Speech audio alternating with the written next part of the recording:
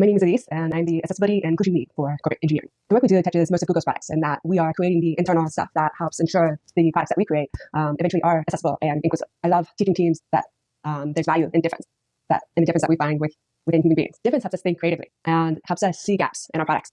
Often when we look into those gaps and the insights that we gain from looking at people who experience the world differently, we build better products that are more adaptable, that are longer lasting, and more innovative. When we talk about accessibility, we are talking about how to make a product accessible by people with different abilities. But when we talk about inclusive design, what we're doing is we're looking to difference, to their different experiences and their needs because of their different capabilities, and gathering these insights and applying it in a way that it will benefit everyone, whether they have a disability or not. If we go back in terms of how we used to do websites, they used to be very text heavy. They used to be more like a book. And people with disabilities for years had been advocating for larger text and less content, much more like smaller chunks of text. And when we started to design for accessibility, we created sites that were much more easily consumed. So accessibility is important to me personally because I have hearing loss, severe hearing loss. I began losing my hearing at 10 and it progressed over 5 years until it reached the profound range. So if you were to cover your mouth and say 100 words, and I guess that every single one, I might get one right. As someone with hearing loss, I'm constantly struggling with situations where I need to communicate with others. I use assistive technology in a lot of different ways.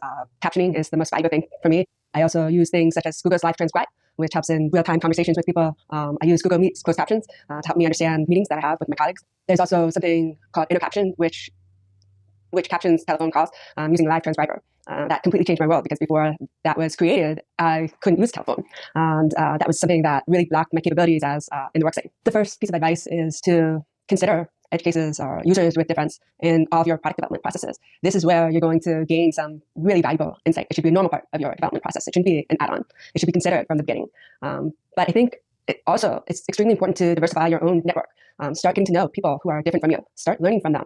Ask them what their experiences are like with different technology as they go about their world.